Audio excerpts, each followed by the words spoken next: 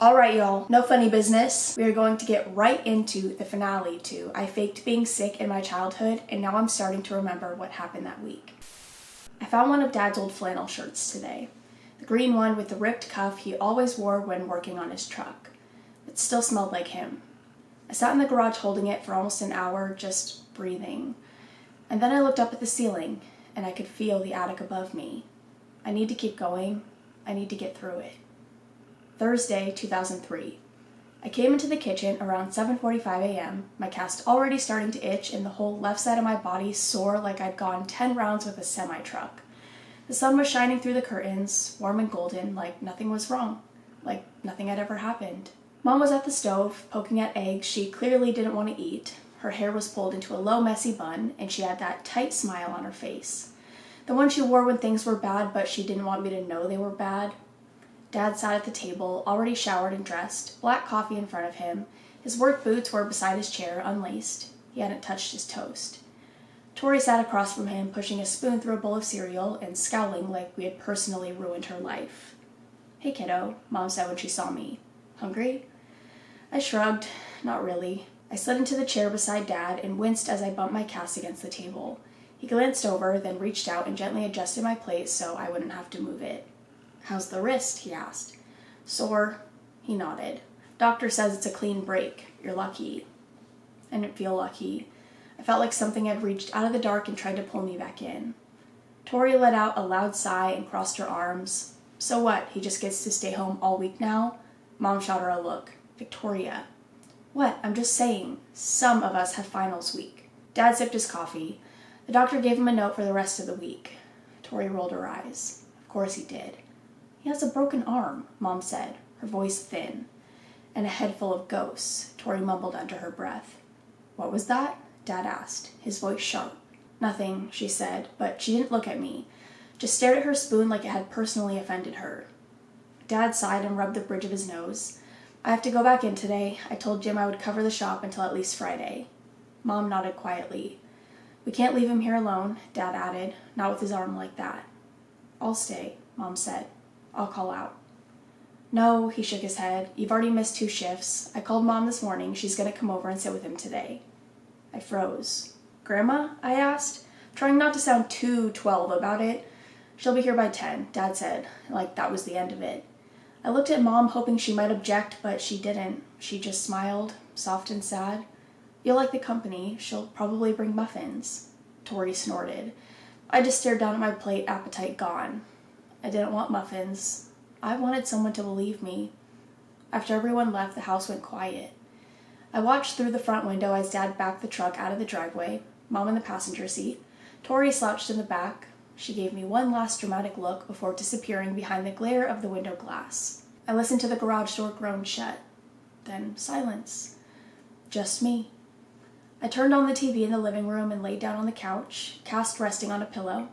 The cartoons were bright and loud, but they didn't do much to quiet the rest of the house. The attic was still up there, still waiting. I glanced at the clock. Grandma wasn't supposed to be here for another hour and a half. I'd just started zoning out to Pokemon reruns when... knock, knock, knock. 3 quick knocks at the front door. I sat up fast, heart racing. Not because I was scared, but because no one ever knocked that early unless it was a delivery or something bad. I peeked through the peephole. 3 kids stood on the porch. Zach, Taylor, and Blake.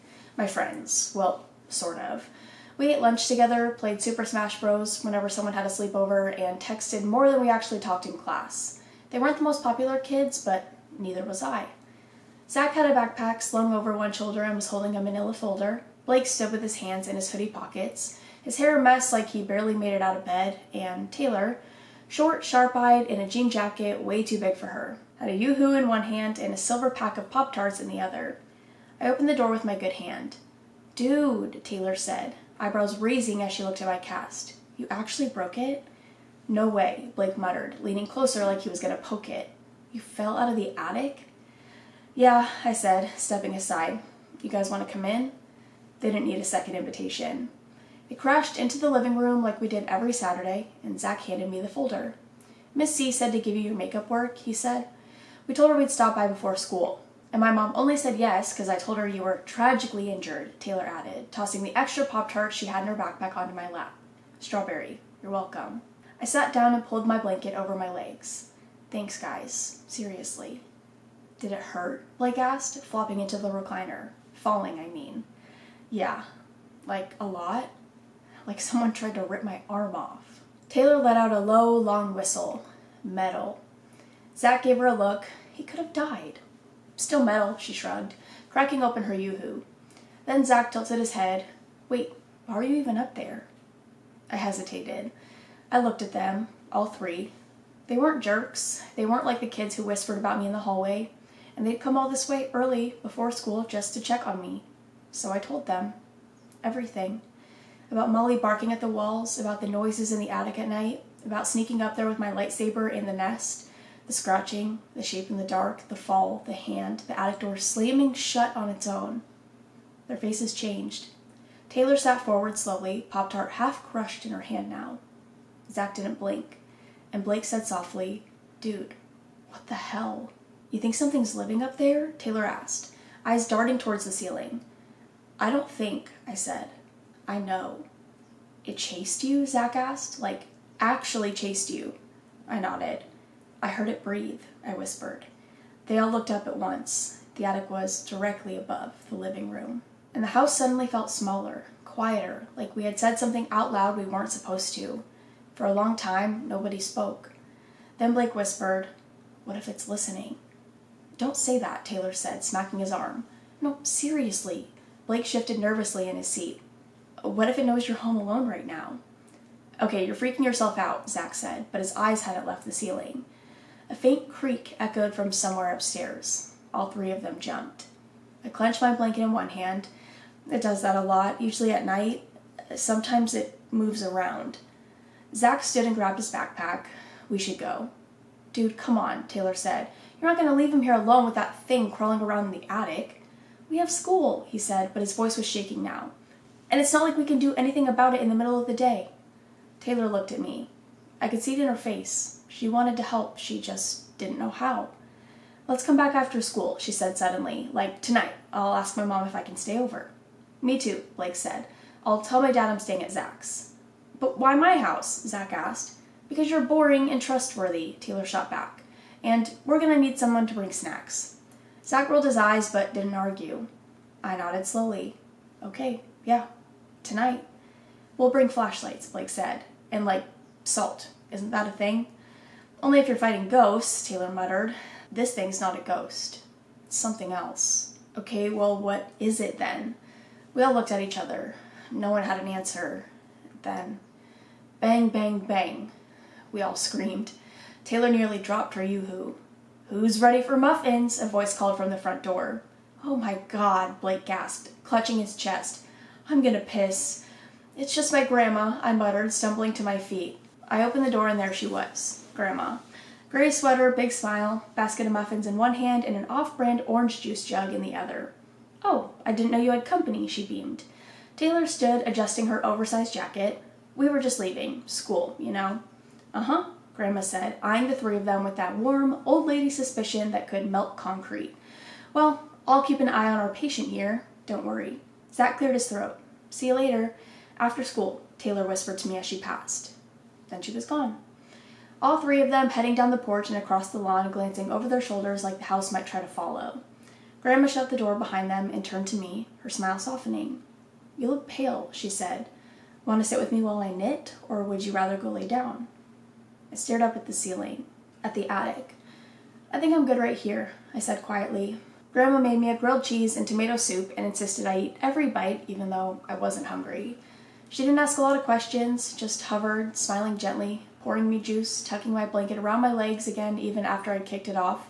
She had that quiet, steady kind of love that made you feel guilty for keeping secrets. After lunch, she flipped through the channels until she landed on a soap opera. Something about twins and betrayal and a baby that might be cursed, then settled into the recliner with her knitting needles clacking softly in her lap. By the time the second commercial break hit, she was out cold. Head tilted, mouth slightly open, one hand still tangled in blue yarn. The house was quiet again, except for the TV. I left it on and padded down the hall, My wrist still ached, but the pills from the hospital were finally working. I just needed to pee and splash some water on my face. I pushed open the bathroom door with my good hand and stepped inside. The door swung closed behind me. Click. I turned the faucet on, let the water run, and then footsteps, fast, slapping across the hardwood floor outside. I spun around. Something hit the bathroom door. Hard. The whole thing shuddered on its hinges. I backed up. My heart was racing now, pounding in my ears, and then a hand curled around the edge of the door. Long fingers, grayish skin, black cracked nails. It gripped the doorframe like it was trying to keep me in. No, I whispered, shoving against the door. It didn't move. I pressed my back to the wall, eyes darting around the room, breath catching in my throat. And that's when I heard it. A low rattling breath, not from the other side of the door, from above. I looked up, slowly. The vent above the toilet was rattling slightly, the metal slats twitching like something was pressing against them from the inside. A soft scrape echoed through the vent. Then a finger, then another. It was crawling out. The vent cover popped loose with a soft ping, clattering to the floor. Something slid through. Long limbs, pale skin, elbows that bent the wrong way. It dropped into the bathtub behind the shower curtain with a heavy thump. I couldn't move. The room was dead quiet, except for the sound of it breathing behind the curtain. Each breath made the plastic suck in, then puff out again. Suck in, puff out. I could see the shape of it now, faint and twisted behind the floral print. Then the curtain moved. Just slightly, just enough, like it was leaning closer. I opened my mouth to scream, and the door yanked open. Light flooded in. The hallway. Grandma's voice, faint. "Sweetheart?" I ran. Out of the bathroom, past her, down the hall, gasping, heart hammering like it was going to crack through my ribs. She followed, confused, knitting still wrapped around her wrist. "What happened?" she called after me. "Are you okay?" Grandma hurried in behind me, the mess of yarn still tangled around her wrist. "What on earth? What happened?" I couldn't speak at first. My chest was tight, my wrist throbbed, and my heart was doing somersaults. She crouched down beside me, one hand on my shoulder. "Was it your arm again? Did something—" "It was in the bathroom," I whispered. Her brow furrowed. "What was, sweetheart?" "It." I pointed down the hallway. "It grabbed the door, it came through the vent, it dropped into the tub. I saw it, I heard it." She stood slowly, eyes narrowing just a little. "I'll go check." "No, don't!" She was already walking. She walked to the kitchen and pulled a large knife from the knife block. I watched her disappear down the hall, every second stretching out like rubber. I thought maybe I'd hear her scream or call for help or say something, anything. But when she came back, she just shook her head. "There's nothing there," she said gently. "No handprints, no vent cover on the floor, no mess in the tub." My stomach twisted. "That's not possible," I said. Her smile didn't reach her eyes. "I think you may have dozed off and had a nightmare. I was awake." She didn't argue. She just picked up her knitting and settled back into the recliner. The house stayed quiet for the rest of the afternoon. Too quiet. By the time my parents got home, I was already standing at the foot of the stairs waiting for them. Dad looked exhausted, his eyes were bloodshot, and his uniform shirt had grease stains down the front. "You're still up?" he asked, tossing his keys into the bowl on the side table. "I need to ask you something." He raised an eyebrow. "Yeah?" I hesitated, then said, "Can Zach, Taylor, and Blake come over?" Dad blinked. "Tonight?" "Just for a little while, maybe a sleepover, nothing big." He glanced at Mom, who looked at me with that tired mom face that says, "Not tonight, but also, we feel bad for you." "I don't know, Bud," Dad said. "You're still healing, and I'm beat." "They already asked their parents," I lied quickly. "They're bringing flashlights and movies. It's just a hangout, I swear." He rubbed his temples. "You sure you're up for that? After the hospital and everything?" I nodded, trying to keep my voice steady. "Yeah, I don't want to be alone tonight." Something in that hit him. He didn't say anything for a moment. Then he sighed and reached for his phone. "Tell them to be here by 9. Quiet night, no roughhousing." I nodded again. "Yes, thank you." He headed for the kitchen. "And don't go back in the attic. I mean it." "I won't," I said. That was a lie, too. The doorbell rang at 8:47 p.m. Blake was the first one through the door, backpack half unzipped, his hoodie sleeves pulled over his hands. Yo, he grinned, like we hadn't seen each other earlier that morning. Taylor came in next, wearing flannel pajama pants with little bats on them and carrying a flashlight the size of a baseball bat. We come bearing snacks and questionable judgment. Zach followed with a tote bag full of supplies, flashlights, batteries, 2 packs of Oreos, and a sketch pad covered in doodles. Mom gave us Capri Suns, but Taylor chugged most of them in the car. I laughed, actually laughed, and stepped back to let them all in. Then Tori came down the stairs in her tank top and pajama shorts, holding her phone and looking thoroughly unimpressed. Blake froze halfway through the door, dropping his backpack. "Hey," he said, all casual-like, but his voice cracked halfway through it. Tori raised one eyebrow. "Hey." She looked at me. "If these dorks eat all the Pringles..." "Don't worry," I said. "We have our own snacks." Blake turned to me. "Is she gonna join us?" "She's not invited." She rolled her eyes and started walking towards the kitchen. Blake stared after her like she was the sun and he was an unsupervised moth. "Is she staying home tonight?" he whispered. "She lives here," Taylor said. "Stop being weird." "I'm not being weird," Blake muttered. "You literally stared at her forehead like it had the answers to the universe." "I didn't." "She's too old for you," Zach said, dropping the tote bag with a thud. "Age is just a number," Blake replied. "And restraining orders are just paperwork," Taylor deadpanned. We moved into the living room and laid everything out. Sleeping bags, pillows, snacks, the flashlight arsenal. I put on Tremors, Blake's pick, because he claimed it was educational for people dealing with underground monsters. Taylor was already halfway into the Oreos, and Zach was organizing the batteries like we were about to defuse a bomb. It felt normal. For a little while, the monster didn't feel so close. We laughed too loud. The movie jumped a couple times because our DVD player was scratched, and Blake kept yelling, "This is foreshadowing," every time Kevin Bacon did anything brave. But under it all, we were waiting. Waiting for the house to go quiet, waiting for the lights to go out, for my parents to retreat upstairs. At around 10:40 p.m., they finally did. We heard Mom's voice say, "Please don't stay up all night," and Dad muttered, "They better not wreck the furniture."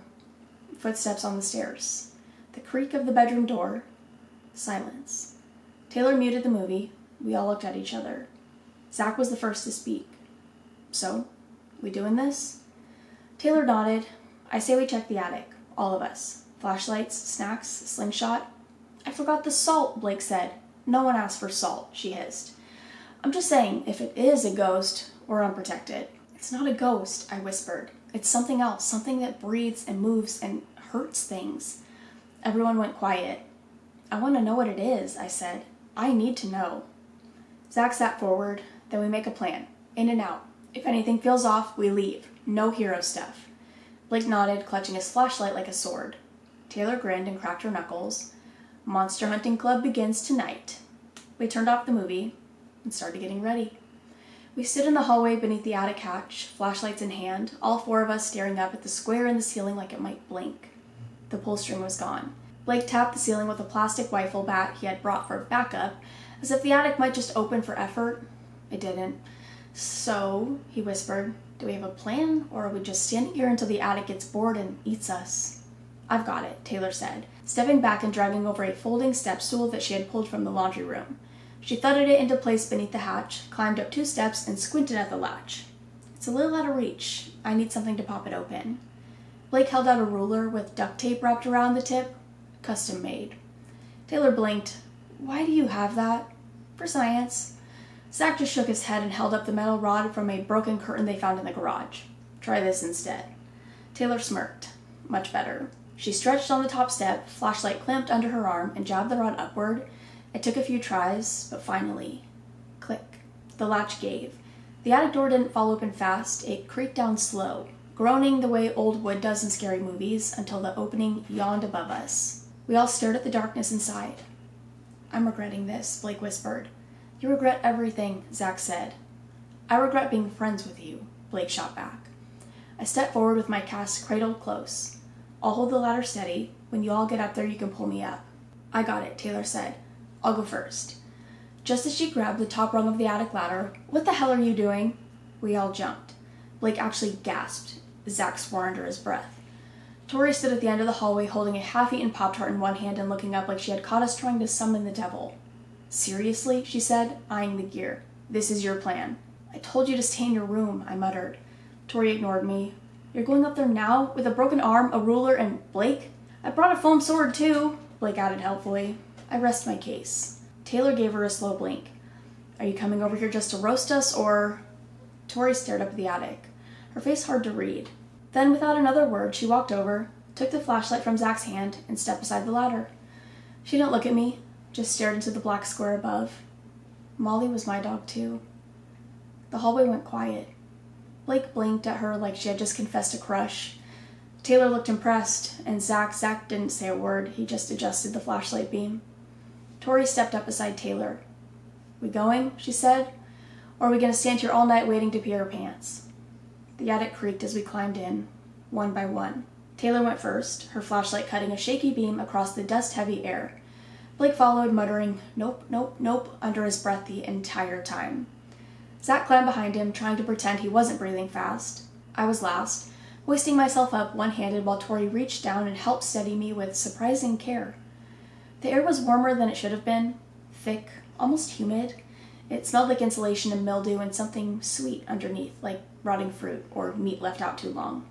Ugh, it smells like someone microwaved a diaper, Blake whispered, holding his shirt over his nose. No one light a match, Zach said. The air up here might be flammable. We all stood together under the low, angled ceiling. The old Christmas boxes were still stacked near the wall. The fan blades Dad took down 3 summers ago were still leaning in the corner. But the nest, the thing I saw 2 nights ago made of insulation and shredded blankets and God knows what else, was gone. Wait, I said, spinning slowly in a circle. Wait, no, it was right here. I stepped towards the far corner, flashlight shaking. There was a nest, I said. It was like something had made it. It was here. It chased me from right here. Tori walked beside me, scanning the floor with her light. There's nothing. Are you sure it wasn't just part of the attic? I'm sure. I swear it. And then the attic breathed. Or maybe it exhaled. A long, low sound like something massive shifting in the rafters. My flashlight flickered. I turned fast. Did you hear that? Hear what? Zach whispered. I don't know, but maybe we need to leave, Blake said. Right now. No notes, no souvenirs, just vibes and trauma. Let's go. It moved. A shape, a blur, something behind the beams. It darted fast and low. And no one else reacted. Only me. It's here, I yelled. No one answered. Guys, it's here. The light flared and then it lunged. I didn't see its face, just claws. Long black claws raked across the floor as it tore forward. The shadows swallowed it and spat it out like smoke. I saw it leap, too fast, too tall. I shoved Zach sideways as it crashed through where he had been standing. What are you doing? He yelled. I didn't answer. We have to go, I screamed. I ran, back towards the hatch, back towards the edge of the attic, but the ladder wasn't there anymore. Someone had pulled it up behind us. And that's when the thing roared, low and wrong and wet. It charged. It turned to the only other way out, the window. A tiny square just big enough to fit through. Tori, I shouted, the window. I got there first, yanking it open with a grunt. Taylor was already behind me, kicking the crate under it into place. We climbed out one by one onto the slanted roof just above the back porch. The night air hit me like a punch, cold and wet. The stars overhead blurred by my tears and panic. Blake slipped on the shingles and screamed. Taylor grabbed him.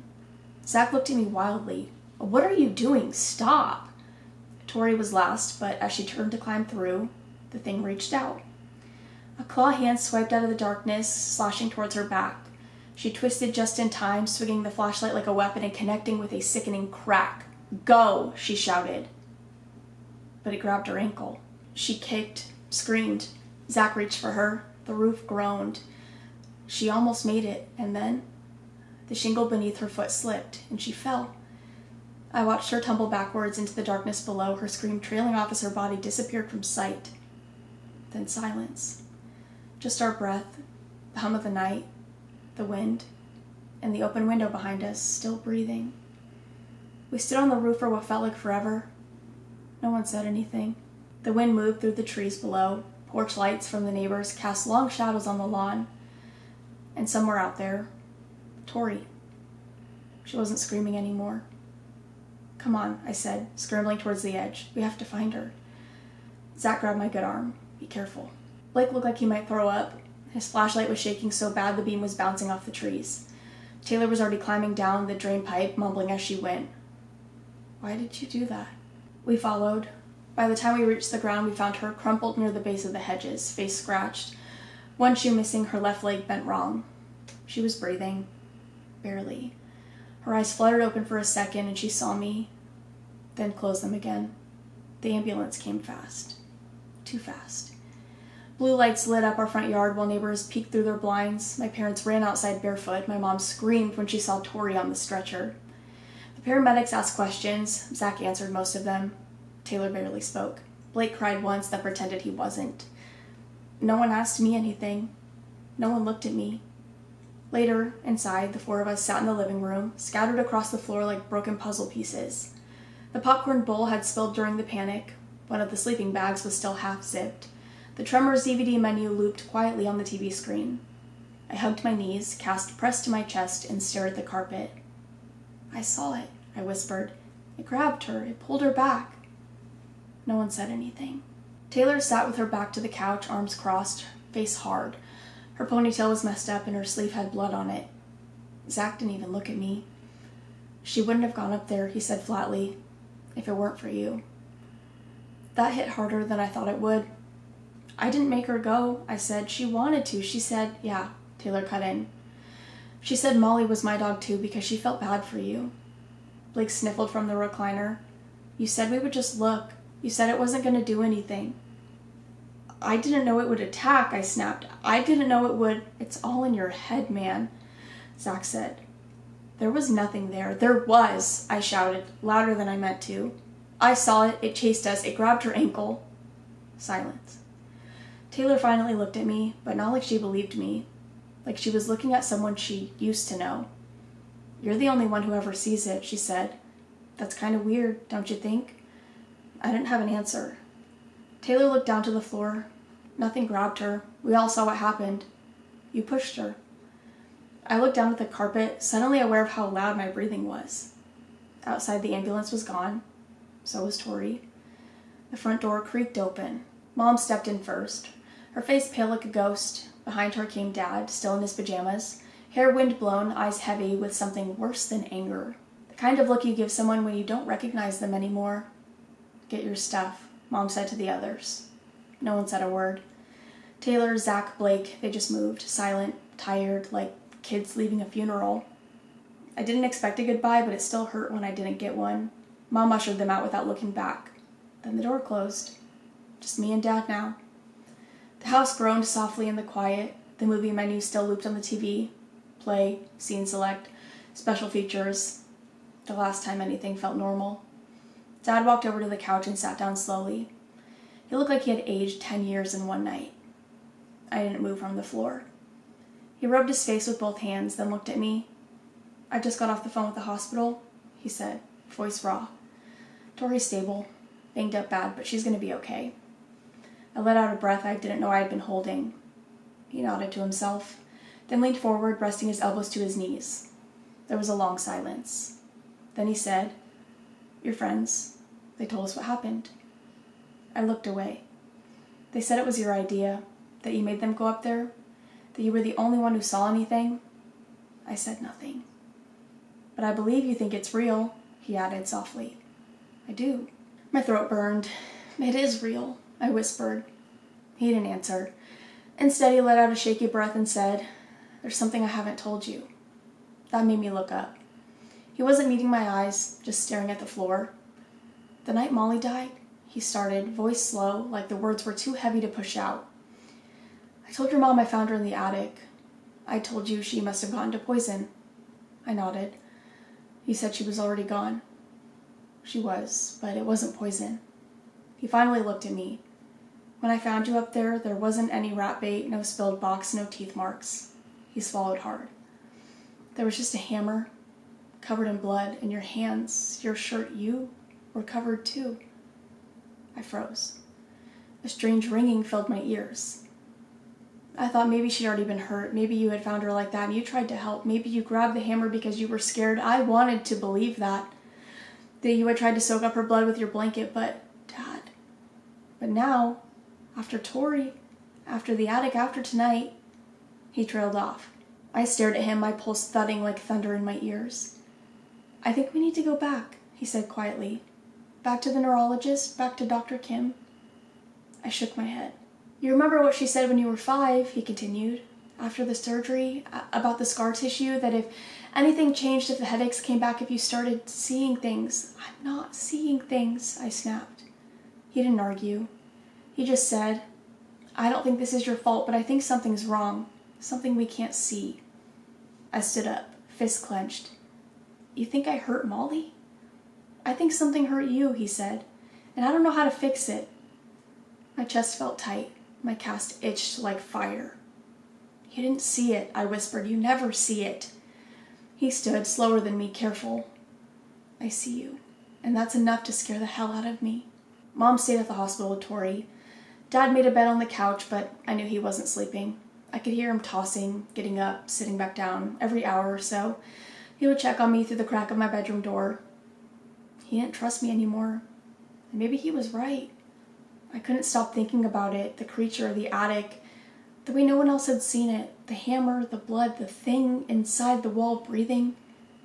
If it was in my head, then why did everything feel so real? Around 3 a.m., I couldn't take it anymore. I grabbed my plastic lightsaber, flicked the red blade to life, and crouched beside the wall in my room where I first heard the noise. The plaster felt cold under my fingers, hollow. I grabbed the old metal bat from under my bed, and I started swinging. Crack, crack.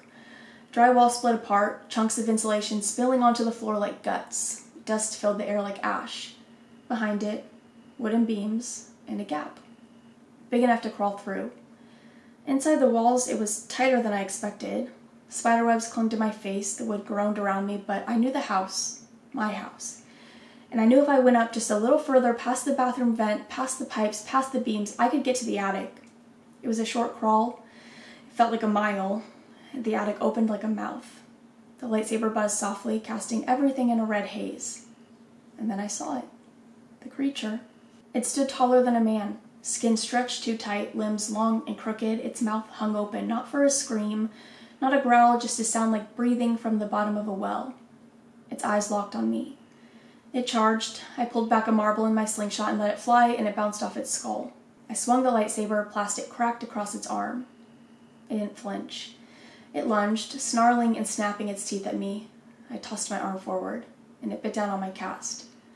I screamed, felt the pressure, the pain. I slammed the lightsaber against its skull over and over, backing towards the old boxes in the corner. One toppled.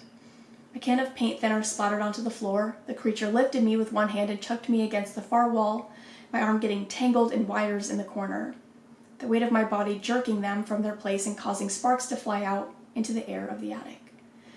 The flame caught the insulation like a match to dry leaves. The mix of paint thinner and the sparks made it go up quick. Whoosh. Fire spread fast, too fast. The attic filled with smoke. Flames danced across the beams, chewing up memories, Christmas boxes, old furniture, toys. The creature screamed. A real one this time, animal and furious. I scrambled for the window, climbing up onto the roof. Smoke poured from the attic window behind me, thick and black, curling into the sky like a signal flare. The heat licked at my back as I scrambled onto the pitched roof, my cast thudding against the shingles. The monster came through the fire. It burst out of the window like a living shadow, its skin scorched and blistered, its claws dragging sparks across the wood. Part of it still smoked. One shoulder was blackened. The side of its face looked like melted wax, but it didn't stop. It moved like it couldn't feel pain, like it had never been alive in the first place. I turned and ran, slipping across the slanted rooftop, nails tearing at the shingles as I tried to crawl higher. The slope dipped fast near the edge right above the driveway. One wrong step and I would fall. The creature lunged again. I spun, swinging the broken lightsaber like a club. It caught the monster's jaw with a crack, sending it staggering, but only for a second. It came back harder, claws slashing. One caught my side. The fabric of my shirt ripped. I felt heat and pain, and then blood. I screamed, "Get away from me!" I shoved it hard with everything I had. We both slid. Shingles ripped free beneath our weight. The roof groaned under us. A beam snapped with a deep pop from below. I tried to dig my fingers into the edge. My cast scraped uselessly along the surface. The creature grabbed my leg. I kicked wildly, boots slamming into its burned face. Its grip loosened for just a second, and that's when the roof gave away. There was a deep, horrible cracking sound, and suddenly everything tilted. The whole corner of the roof collapsed in flames. We fell together, tangled. Me and the thing that wasn't supposed to exist. The air ripped past me, heat roared up to meet us, and then blackness. The lights were soft, the air sterile, machines beeping in slow, steady rhythms. I opened my eyes. White sheets, an IV in my arm, my wrist in a new cast, and Dad sitting beside me, his arm bandaged in thick, burnt gauze. "You're awake," he said quietly. My throat was dry. "Tori?" "She's okay, your mom's still with her." I nodded. "House is gone nearly," he said. "Burned up the attic in your room. The fire chief says it started in the attic. Electrical wiring, that's what they think." I looked away. "I pulled you out from under what was left of your room," he continued. "The doctor said it was a miracle." I didn't answer. I looked at his arm that was bandaged. He must have been burnt in the fire trying to save me. A knock came at the door. Dr. Kim stepped in holding a folder. She smiled softly at me. "Good to see you, sweetheart. We ran a scan while you were under." She handed the folder to Dad. He opened it, stared for a long time. Then he turned towards me. An MRI. Black and white, fuzzy, but clear enough. Something round pressing into part of my brain, like a shadow blooming behind my eyes. Dad's voice cracked. "There's your monster." You guys, there were so many points in that story that I wanted to cry so badly. I think there were multiple times where I was quite literally choking back tears because I was like, I can't do that right now. I'm in the middle of this story. I don't want to pause for a second to be like, oh, I'm crying. I wanted to finish it and I wanted it to be one thing. I didn't want to I did not want to interrupt the story at all. You guys, oh my God. Oh my God. I'm this is I have no words. Oh my God, my brain is mush right now because I'm in shock. Dustin, holy shit, Dustin. First of all, not what I expected in the slightest, you guys. That is insane. That's an insane ending. That is easily one of the most beautifully written but most heartbreaking stories, you guys. Wow. Wow. I am in literal shock right now. I loved that so much. I'm so glad that you posted the updates. Oh my gosh. But I was right. This was so long, you guys. I've been filming for 50 minutes. I definitely would not have been able to finish this in the last video. This is gonna be a long finale and so worth it. Oh my God. For it to have been something that was not real. Oh my God. That's just not anything that I could have ever expected to have happened, you guys. Like I said, there were multiple points in that story where I just wanted to start crying. When his friends accused him of pushing his sister, and then when his dad is telling him, I saw the blood in the ham. You're lying to me. You're lying to me. That, oh my God, that was insane, Dustin. And I'm honestly really sad that that's the end. I could read that story for oh my God, hours and hours and hours, you guys. But okay, that's all I have for now. I hope you guys enjoyed. Wow, this is one of the best stories I think I've ever read. Wow. Oh my God, I don't want it to be over, but I know it is. There's nowhere else for it to go. That was the ending. Make a sequel. I don't know. If you guys have any fictional short scary stories that you want to share with me or the community, I will have my subreddit linked down below. That took me significantly longer than I thought it would to read, so now I'm starving. I think my stomach actually growled in the middle of that, and I'm pretty sure it's in the video because I'm pretty sure I was reading when it happened, and I was maybe they won't hear this, but now I wish I would have reread that part, but I don't know where it was, so now I can't reread it. It's fine. It's fine. My stomach is gonna growl. But Dustin, thank you again. This story was absolutely amazing and incredibly heartbreaking. I love you guys so much, and I will see you in the next one. Bye.